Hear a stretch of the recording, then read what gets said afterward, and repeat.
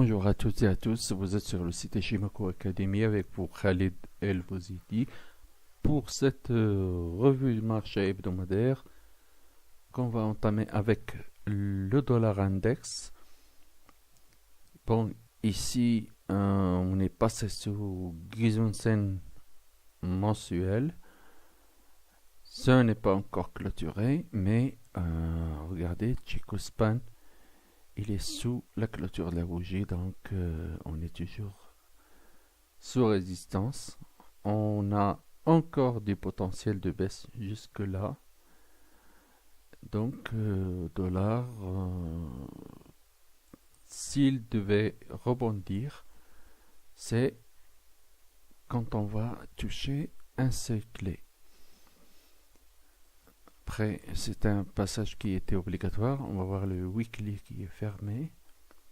Bon, on a ici la clôture. Regardez, on passe au bison bisu haussier.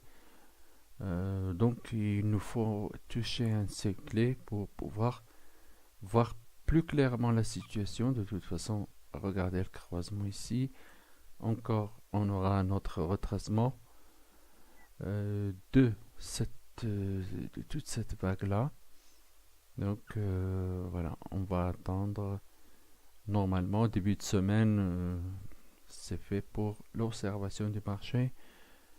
Et il y a aussi les FOMC mercredi. Donc voilà, il faut jouer à court terme et puis laisser le marché toucher le seuil clé pour voir si on peut acheter ou continuer à vendre. Maintenant, rien n'est garanti, donc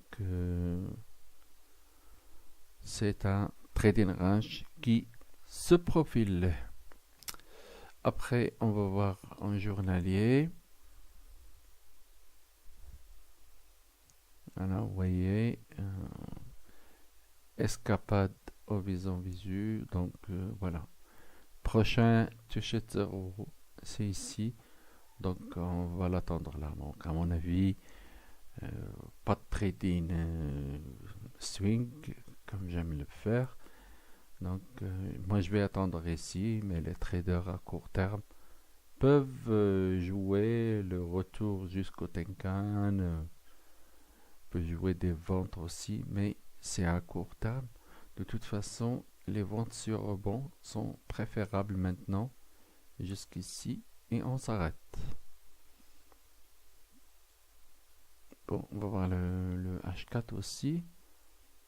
Alors,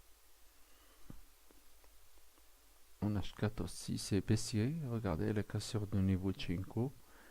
Donc, on est sur le pullback.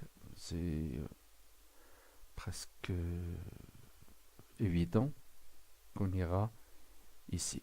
Donc, dollar encore baissier. C'est à la touchette du seuil qu'il pourrait y avoir une forte réaction.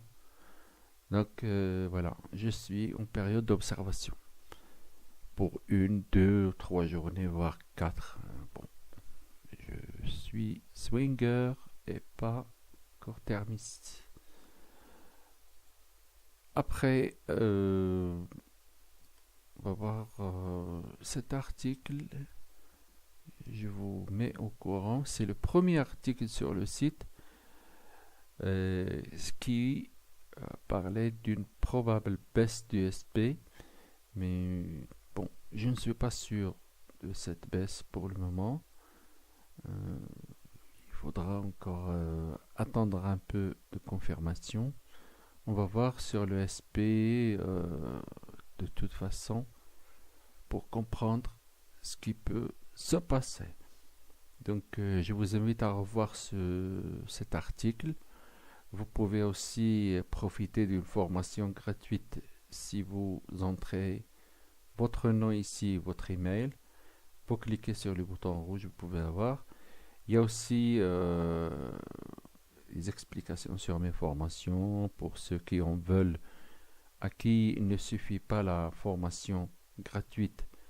Les articles, mes revues de marché, bon, c'est pour aller plus loin. Vous pouvez voir ici. Donc, voilà. Mais surtout, n'oubliez pas de partager et de liker quand vous trouvez que c'est intéressant à votre avis. Donc, on continue, passer cette petite période de pub.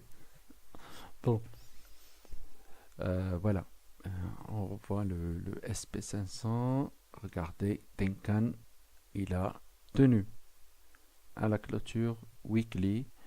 Donc, rien n'est encore joué. On ne peut rien dire pour le moment. Donc, voilà, la hausse n'est pas remise en cause. C'est peut-être une vague Y ici qui est en train de se faire. Bon, c'est pas encore très clair, mais on va voir avec l'évolution. Ce qui est important ici, c'est qu'il y a eu anomalie de tendance en daily, puis cassure de Tenkan, retracement, puis cassure de Gizonsen. Le nuage a pu tenir. Sachez qu'on vient de sortir d'un piège vendeur qui était construit ici, mais la sortie était violente. Il n'est pas vraiment sûr qu'on irait encore plus bas parce que regardez, en fait le marché n'a fait que retracer cette cassure. Donc ici on est en train de retracer celle-là, mais voilà, normalement c'est une vente à faire, mais je préfère encore guetter le marché parce que si vous voyez le mensuel, regardez-le, il est bullish, mais on ne sait jamais avec ce que fait Donald Trump. C'est vraiment voilà, regardez, on est au-dessus de la clôture du mois dernier. On a pu reprendre à l'achat. Voilà, vous voyez ici une bougie verte là, déjà au-dessus de la clôture. Donc rien n'est encore joué. Donc voilà, on va voir si la théorie des nombres va nous donner cette vente attendue du SP500 sur les Shimoku. De toute façon, ça coince comme déjà prévu dans l'article que je vous ai montré. Après, on va voir on a vu le daily, on a dit qu'il y a cassure de Gizonsen. On n'est pas encore sûr que ça va baisser parce que ça reste bullish quand même. Regardez la réaction du marché sur nuage, elle est très forte. Donc, faut voir un peu court terme en H4. Regardez-le. Bon, voilà, on a cassé Gizonsen normalement un repli jusqu'ici ou jusque là dans cette zone est à acheter. Une remontée jusque là est à vendre parce qu'on va retracer cette cassure. Donc voilà, range d'ici à là. Et puis on va attendre la cassure. Donc semaine de court terme en tout cas.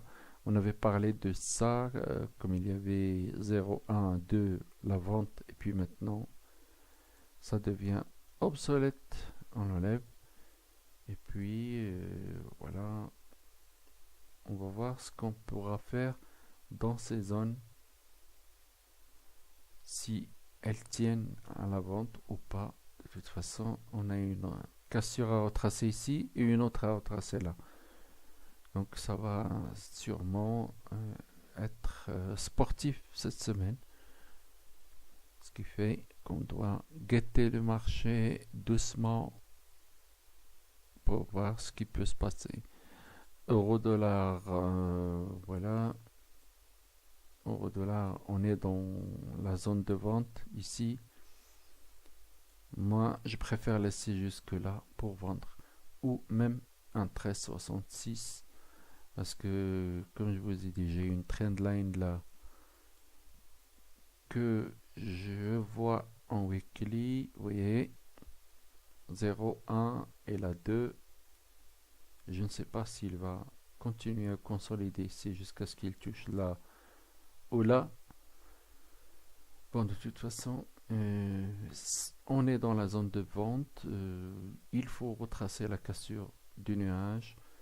On va voir après, dans une journée ou deux, comment le marché va évoluer. Donc, zone de vente, déjà, on y est sur l'euro-dollar.